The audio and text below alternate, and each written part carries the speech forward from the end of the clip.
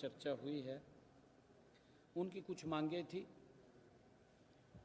कुछ मांगों के ऊपर विचार करने के लिए कहा है, कुछ मांगें पूरी भी हुई हैं। उसके ऊपर सार्थक चर्चा उनसे हुई है। जो हमारे कॉन्ट्रैक्चुअल कर्मचारी थे या कुछ अन्य और कर्मचारी थे, कुछ कोऑपरेटिव के शुगर मिल्स के कर्मचारियों के बारे में, या हमारे अन्य जो पब्लिक हेल्थ के कर्मचारी थे, उन सब को लेकर के चर्चा हुई है। सार्थक चर्चा हुई है। मैंने जैसे कहा भी है कि कुछ मुद्दों के ऊपर सहमति बनी है, कुछ को हमने विचार के लिए रखा है। हाई परचेज कमेटी की मीटिंग भी आज हुई थी, क्योंकि एक हमारा यमुनानगर में जो सुपर क्रिटिकल यूनिट की स्थापना होनी है, उसको लेकर के इन्वायरमेंट की जो क्लियरेंस थी वो क्लियर हो गई है। जो भारत सरकार की कंपनी है BHEL को ये यूनिट स्थापित करने का आज जिम्मा दिया है। 1 अप्रैल से वो शुरू करेंगे और लगभग ये 2.5 वर्ष के अंदर इसको पूरा करेंगे, वर्किंग में आ जाएगा। इसके ऊपर लगभग 7,272 करोड़ रुपए का खर्चा वो लागत आएगी। और इस थर्मल पावर प्लांट में 800 मेगावाट जो कोयला आधारित बिजली का उत्पादन होगा, आज उसको मंजूरी दी गई है। और अभी जो बेमौसमी बरसात हुई है, उस बेमौसमी बरसात के कारण हमने सभी डीसी से अभी वीडियो कॉन्फ्रेंसिंग पे भी बात किया है और सभी को इस बात के लिए कहा है कि वो अपने अपने ज़िला के अंदर जिस स्थान के ऊपर ओलावृष्टि से किसान का नुकसान हुआ है उसको चिन्हित करके तुरंत भेजें, ताकि उस क्षेत्र का पोर्टल, हम जो क्षतिपूर्ति पोर्टल है उसको तुरंत खोल दें, जिससे किसान उसके ऊपर अपने मुआवजे के लिए वो अप्लाई कर सके और उसकी पूरी लिस्ट भी हमें भेज दें। वो सभी डीसीज को इस बारे में अवगत कराया है, ताकि हम ये क्षतिपूर्ति पोर्टल वो उसके लिए खोला जाए। हाँ, उसके लिए हमने कहा है कि आप तुरंत ही कल तक हमें सारी जानकारी अवेलेबल करा दें और उसके बाद ये क्षतिपूर्ति पोर्टल हम खोलेंगे। मुझे बताओ।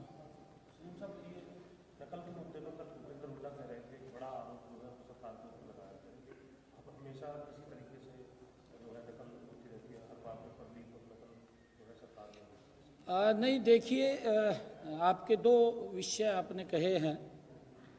पेपर लीक का आपने कहा है, ये पेपर लीक नहीं है, पेपर आउट हुआ है। एक सेंटर से पेपर आउट हुआ है, किसी बच्चे ने पेपर बाहर दिया, उसका व्हाट्सएप बाहर चला गया और इस बात को हमने गंभीरता से लिया है। आज इसको लेकर के हमने बैठक में उच्च अधिकारियों में बैठ करके चर्चा की है। सभी डीसीज एसपीज को भी इसके लिए निर्देशित किया है और हमने ये कहा है कि सरकार की जो क्रेडिबिलिटी है उसके ऊपर कोई सवालिया निशान नहीं होना चाहिए। अगर किसी ने गलत किसी के क्षेत्र के अंदर हुआ है, हमने उसको भी गंभीरता से लिया है और उसके अंदर हमने जो संज्ञान लिया है, हमने कार्रवाई की है। सरकारी स्कूलों के 4 इन्विजिलेटर्स और प्राइवेट स्कूल के 1 इन्विजिलेटर्स के खिलाफ FIR दर्ज कराई है, जिनमें सरकारी स्कूल के गोपाल दत्त, शौकत अली, रकमुद्दीन, प्रीति रानी, प्राइवेट स्कूल की ममता, चारों सरकारी स्कूल के इन्विजिलेटर्स को निलंबित कर दिया है। ये उसके ऊपर हमने कार्रवाई की है। और हमने 2 सेंटर सुपरवाइजर, बड़ी कार्रवाई की है। 2 सेंटर सुपरवाइजर संजीव कुमार, सत्यनारायण को भी निलंबित किया है, क्योंकि उनकी जिम्मेवारी है। और इन मामलों में विभिन्न केंद्रों पर नकल करवाने अथवा पेपर परीक्षा केंद्र से बाहर निकलने के आरोप में अभी तक 4 बाहरी व्यक्तियों और 8 जो बच्चे थे पेपर दे रहे थे, उनके खिलाफ भी कार्रवाई FIR दर्ज हुई है। इस मामले की जांच जारी है। हमने कहा है कि इसकी और डीपली जांच करें। आगे हमने सभी SPs और DCs को इसके लिए सुनिश्चित किया है कि अपने अपने जिला के अंदर वो इस बात को सुनिश्चित करेंगे कि कहीं पर भी परीक्षा केंद्र के समीप कोई व्यक्ति न जाए, 500 मीटर की दूरी से बाहर व्यक्ति रहे। अगर कहीं पर भी इस प्रकार की शिकायत मिलती है तो उसका जिम्मेवार वहां का प्रशासन होगा। और उस बात को ध्यान में रखते हुए हमने जहां पर ये काम हुआ है उसमें हमने अभी तक 25 पुलिस अधिकारियों व कर्मचारी उसमें दोषी हमें मिले हैं, जो हमारी प्राथमिक जांच थी। सभी 25 पुलिस अधिकारियों व कर्मचारियों को सस्पेंड करने के आदेश दिए गए हैं कि उनको तुरंत प्रभाव से सस्पेंड किया जाए, जिसमें 4 DSP हैं और 3 SHO शामिल हैं। उनके टेरिटरी के अंदर इस प्रकार का घटनाक्रम हुआ है। सरकार ने इसको सख्ताई से लिया है, क्योंकि इसके ऊपर हमारी सरकार 0 टॉलरेंस के ऊपर काम कर रही है और हम इस प्रकार की कोई भी बात को बर्दाश्त नहीं करेंगे। 4 DSPs और 3 SHOs को हमने सस्पेंड किया है और इसके साथ साथ हमने जो पुलिस के वहां कर्मचारी लगे हुए थे उनको भी सस्पेंड करने के आदेश दिए हैं। और इसके साथ साथ हमने जो मैंने बताया है कि वहां पर जो परीक्षक जो लगे हुए थे, सेंटर सुपरवाइजर या वहां पर जो इन्विजिलेटर्स जो लगे हुए थे, उनके ऊपर भी सख्त कार्रवाई हमने की है। और हमने ये भी आदेश दिए हैं कि कहीं पर भी पूरे प्रदेश के अंदर अगर कोई इस प्रकार का घटनाक्रम वो हमारे ध्यान में आएगा तो उससे संबंधित जो भी अधिकारी होंगे वो उसके जिम्मेवार होंगे। हमने सख्ताई से इसको लिया है। सोमवार से सारी व्यवस्थाएं चुस्त दुरुस्त हो जाएंगी, क्योंकि हम इसके उससे कोई समझौता नहीं करते। हमने सख्त कार्रवाई की है।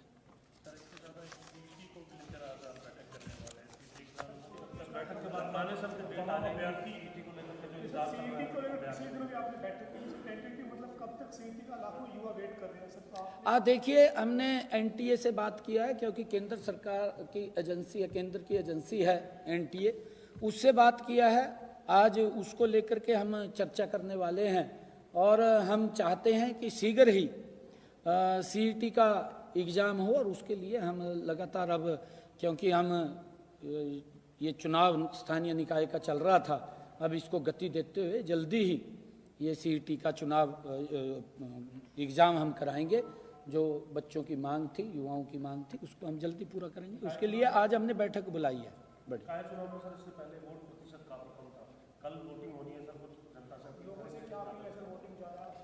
देखिए, मैं लोगों से ये कहना चाहूँगा कि इस तीसरी सरकार के लिए, क्योंकि ये लोगों के साथ डायरेक्ट जुड़ी हुई सरकार है,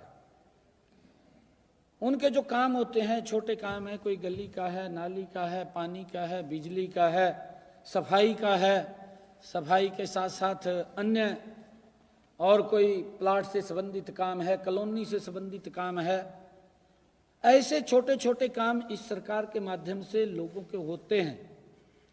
मैं अपील करना चाहूँगा सभी से कि आप इस चुनाव के अंदर बढ़ चढ़ करके भाग लें। और मैं जिस प्रकार से पिछले दिनों लगातार हरियाणा प्रदेश के अंदर घूम रहा था, लोगों में एक बड़ा उत्साह, एक जोश देखने को मिल रहा है और लोगों ने मन बनाया है कि ये ट्रिपल इंजन की सरकार हरियाणा के अंदर 12 तारीख को बनेगी और हम मिलकर के गति से इस तीसरी सरकार के साथ विकास कार्यों को गति से आगे बढ़ाने का काम करेंगे। ये हमारी सरकार का कमिटमेंट है। मैं सभी हरियाणा वासियों से ये अपील करना चाहूँगा कि आप वोट जरूर पोल करने जाएं, अवश्य वोट पोल करने जाएं, क्योंकि ये आप लोगों से जुड़ी हुई सरकार का मामला है। आप भी करेंगे सर? कल करेंगे हम भी। 12 तारीख को सर ये वैलेंटाइन 13 को आप बजट पेश करने वाले हैं। मेरा गांव में है वैसे वोट। 13 तारीख को बजट पेश आप करेंगे, तो बजट किस तरीके का होगा सर? हरियाणा के लोगों की जो उम्मीदें हैं, आपका पहला अभी क्योंकि हमारा बीएससी की मीटिंग के अंदर ये फाइनल होना है कि हम बजट किस दिन पेश करेंगे। अब बजट हमने, क्योंकि हरियाणा प्रदेश के अलग अलग वर्गों से और पहली बार हमने पोर्टल बना करके लोगों के सुझाव भी लिए हैं। हर हरियाणा के लोगों के महत्वपूर्ण सुझाव हमारे पास आए हैं। लगभग 9.5-10 हज़ार पोर्टल के ऊपर सुझाव आए हैं। हमने युवाओं के बीच में जाकर के उनके सुझाव लिए हैं। हमने स्टार्टअप के बीच में जाकर के सुझाव लिए हैं। हमने महिला उद्यमी से सुझाव लिए हैं। हमने जो महिला जनप्रतिनिधि है उनसे सुझाव लिए हैं। हमने जो सेल्फ हेल्प ग्रुप की हमारी बहनें हैं उनसे सुझाव लिए हैं। हमने जो नमो ड्रोन दीदी है उनसे सुझाव लिए हैं। हमने जो टेक्सटाइल इंडस्ट्री के लोग हैं उनसे सुझाव लिए हैं। हमने जो इंडस्ट्रीज के लोग हैं उनसे सुझाव लिए हैं। हमने सीए से सुझाव लिए हैं, क्योंकि वो भी इसके अंदर जुड़े हुए हैं। हमने जो हमारे ऑर्गेनिक खेती करने वाले, प्राकृतिक खेती करने वाले हमारे एफपीओज और हमारे एग्रीकल्चरिस्ट, ऐसे जो प्रमुख लोग हैं, वह वैज्ञानिक हैं, उनसे भी हमने सुझाव आमंत्रित किए हैं। बहुत सारे वर्गों से हमने सुझाव लिए हैं। 3 तारीख को हमने हमारे हरियाणा के जो विधायकगण हैं उनके साथ भी हमने बैठना है प्री बजट को लेकर के, और 3 तारीख को हम विधायकों से भी सुझाव आमंत्रित करेंगे, उनके भी सुझाव हमारे पास आएंगे। तो उन सब को इस बजट के अंदर समाहित करके ये हरियाणा प्रदेश के 2 करोड़ 80 लाख लोगों की आकांक्षाओं, अपेक्षाओं का बजट होगा।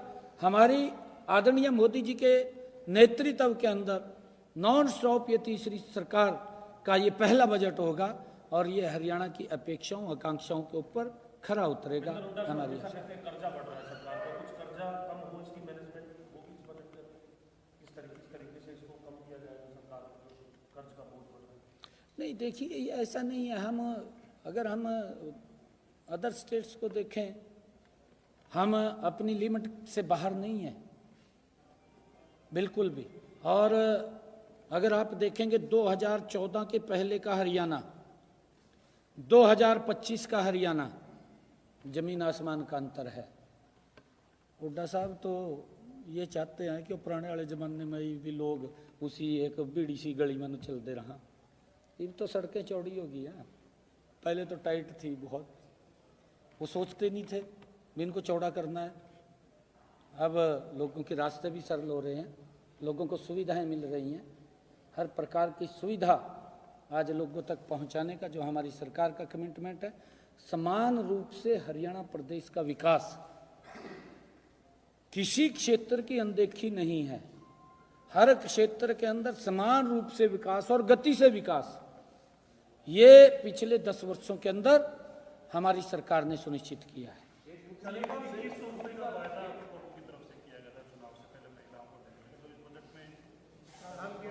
हाँ, देखिए इसकी हमने पूरी तैयारी कर ली है। अपने अधिकारियों को हमने कहा है, क्योंकि हमारा ये बजट का पहला सत्र आ रहा है।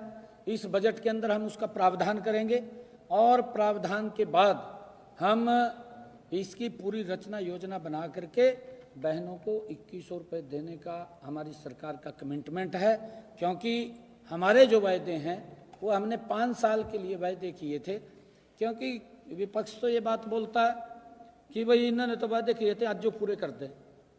उन्होंने तो अपने वायदे 10 साल में भी पूरे नहीं किए थे, वो खाली घोषणा पत्र बन करके रह गया था और तो था नहीं कुछ भी। उसके अंदर कोई ज़्यादा उन्होंने अपने कोई वायदा पूरा नहीं किया था। परंतु हमने जो पिछला हमारा 2014 का संकल्प पत्र था वो भी पूरा किया है, 2019 का संकल्प पत्र पूरा किया है, और हमने अब ये 2024 का संकल्प पत्र के बारे में कहा है, इसको भी हम हूबहू 5 साल के अंदर लागू करेंगे। ये कमिटमेंट हमारा 5 साल के लिए है कि हमने अपने संकल्प पत्र को 5 साल में पूरा करना है। हमारी सरकार ने 100 दिन गौरवशाली पूरे किए हैं और 100 दिनों के अंदर बहुत महत्वपूर्ण संकल्प 18 ऐसे संकल्प हमने पूरे किए हैं। 10 संकल्पों की वो भी इसके अंदर जुड़ जाएंगे अभी जल्दी ही। उनकी आर्थिक और प्रशासनिक अनुमति आनी बाकी है, जल्दी ही वो आ जाएंगे। ये 28 वायदे हमने गति से पूरे किए हैं। इतने महत्वपूर्ण ये संकल्प हैं जिसका हरियाणा प्रदेश के लोगों को लाभ मिल रहा है। चाहे वो पट्टेदार किसान की बात है, चाहे पंचायती भूमि के ऊपर 20 वर्ष से कोई मकान बना करके बैठा है उसके सुधारीकरण की बात है, हरियाणा प्रदेश के किसानों की फसल 100% MSP पर खरीदने की बात है, चाहे हर मेडिकल कॉलेज, हर सरकारी हॉस्पिटल के अंदर डायलिसिस फ्री की बात है। लगातार हमारी सरकार ने चाहे 25,000 युवाओं को बिना पर्ची बिना खर्ची के रोजगार देने की बात है, हमारी सरकार ने गति से काम किया है और इसमें जो हमने संकल्प पत्र में वायदे किए थे वो भी गति से हम पूरे कर रहे हैं। कांग्रेस आरोप लगाती है, उनका कहना है कि 23 यूनिवर्सिटी सरकारी यूनिवर्सिटी हैं जिसमें एक सिर्फ राई यूनिवर्सिटी को सरकार ग्रांट दे रही है, बाकी उनको जो है लोन के लिए पैसा दिया जा रहा है। तो इसमें क्या है स्थिति है सर इस टाइम यूनिवर्सिटी की, या क्या प्रक्रिया के रूप में जो है यूनिवर्सिटी को पैसा देता है? नहीं, देखिए ये ऐसा विषय नहीं है। सॉफ्ट लोन के ऊपर अगर दे रहे हैं तो उसमें दिक्कत क्या है कांग्रेस को? कांग्रेस को तो कोई दिक्कत नहीं होनी चाहिए, काम चला रहे हैं उनका। अब ये सारी व्यवस्थाएं सरकार की होती हैं, वो उनको भी मालूम है क्या क्या व्यवस्थाएं होती हैं, परंतु वो बाहर हैं, बाहर करके वो आरोप लगाते हैं। पता उनको भी है सारा कुछ कि कैसे सिस्टम को चलना है, कैसे चलाना है, ये उनको भी मालूम है, परंतु वो विकास नहीं कर पाए, वो प्रदेश का विकास नहीं कर पाए। अगर उनके समय में विकास हुआ तो क्षेत्रवाद का हुआ है, उस क्षेत्र के भी लोग तंग हैं। जिस क्षेत्र का उन्होंने विकास किया है वहां पर भी उतना विकास नहीं कर पाए जो करना चाहिए था। आज अगर आप लोग देखेंगे कि बारीक से बारीक जगह पर भी गति से वो एरिया बदलता हुआ दिखाई दे रहा है, इतनी गति से काम हो रहा है। सीएम साहब, अब आम आदमी पार्टी जो है वो अरविंद केजरीवाल को राज्यसभा भेजने का प्रयास कर रही है, किस तरीके से देख रहे हैं आम आदमी पार्टी के और अरविंद केजरीवाल के इस फैसले को? भेज देना चाहिए जल्दी से। उसका ऑप्शन क्या है ये बता पहला मेरे पास। उसका ऑप्शन नहीं है कोई भी, और तो पंजाब लग रहा था जान, पंजाब वाला ने बढ़न नहीं दिया है।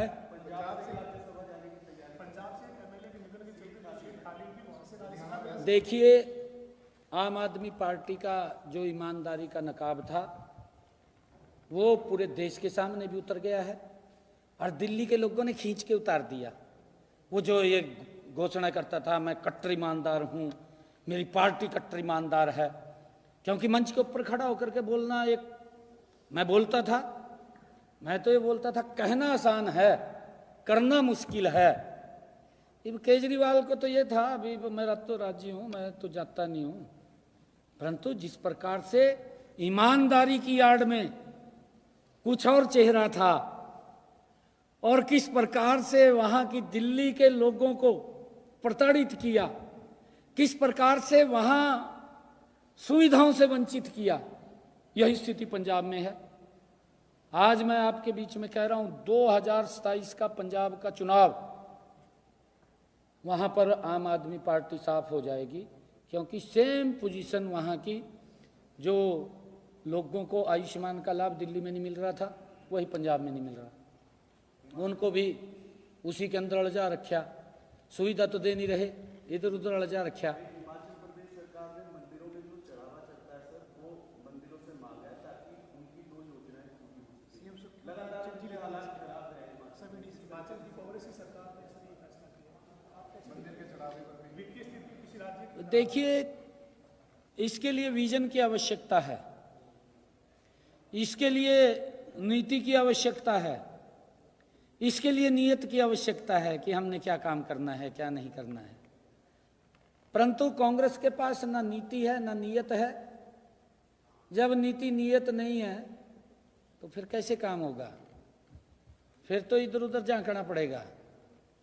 और दुर्भाग्यपूर्ण है, लोगों से प्रलोभन देकर के वोट ले लिया, उस बात को पूरा नहीं कर पाए। ये मुझे खुशी है बताते हुए, हमने संकल्प पत्र में भी कहा था, 2.5 वर्ष हो गए हैं हिमाचल की सरकार को। 2.5 वर्षों में उन्होंने कहा था कि हम बहनों को 500 रुपए का गैस का सिलेंडर देंगे, नहीं दे पाए। हमने अपने संकल्प को पूरा किया, 15 लाख बहनों को हम 500 रुपए का गैस का सिलेंडर पहुंचा रहे हैं। हमने अधिकारियों का भी, मैंने रिव्यू बैठक किया था, हमने उसको लागू कर दिया है। हमने रिव्यू बैठक करके कहा था कि जितनी भी बहनें छूट गई हैं उनके खाते को लिंक किया जाए, और लिंक करके हम उनको 500 रुपए का गैस का सिलेंडर मुहैया कराएंगे। हमारी सरकार का कमिटमेंट है, हम दे रहे हैं। परंतु कांग्रेस ने तो वोट ले लिया, वोट लेकर के झूठ बोल करके अब कभी बोलते हैं हमारे पास विकास के लिए पैसा नहीं है, कभी कुछ बोलते हैं, कभी कुछ बोलते हैं। भाई, भ्रष्टाचार के लिए पैसा कहाँ से आता है? भ्रष्टाचार इतना हो जाता है कि उसके लिए भी पैसा आता है। परंतु इस बात को झूठ नहीं बोलना चाहिए, रेवड़ियां नहीं बांटनी चाहिए। जितनी चादर है उतने पैर पसारने चाहिए, तो चादर से ज्यादा पैर पसार ले। ये केजरीवाल ने पसारे थे, फट गई चादर फट गई ना, ये कांग्रेस वाला की पटने वाली है। हिमाचल में जो 2-3 स्टेट रह गया उसकी पटने वाली है। तेलंगाना में भी पट जाएगी, कर्नाटक में भी फट जाएगी, जिधर इलेक्शन हो आगे, हिमाचल में भी साफ हो जाएगी। Thank you.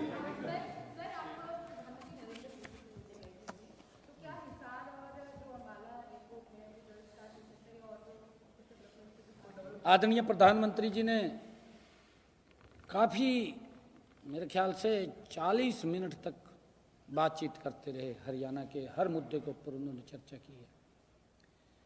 डेवलपमेंट के कामों पे भी चर्चा की है, कितने काम चल रहे हैं, किस गति से चल रहे हैं, हर विषय के ऊपर डीपली जानकारी आदरणीय प्रधानमंत्री जी ने ली है। और हमने बताया है, मैंने हरियाणा के अंदर हमारे स्थानीय निकाय के चुनाव 2 मार्च को हैं, उसके बारे में भी बताया है। प्रधानमंत्री जी ने कहा है, उनसे आशीर्वाद हमने लिया है कि हम यहाँ से सभी सीटें 12 मार्च को कमल के फूल के ऊपर खिलाएंगे, क्योंकि ट्रिपल इंजन की सरकार बनेगी। आज हरियाणा प्रदेश के लोगों ने भी मन बना लिया है, आज वो ट्रिपल इंजन की सरकार के साथ गति से विकास चाहते हैं। आदरणीय मोदी जी ने यह आशीर्वाद दिया है और उनका आशीर्वाद लेकर के हम ये ट्रिपल इंजन की सरकार बना रहे हैं और हरियाणा को एक विकास की तेज गति के ऊपर आगे ले जाने का काम हम ट्रिपल इंजन के साथ करेंगे। जो भी समस्याएं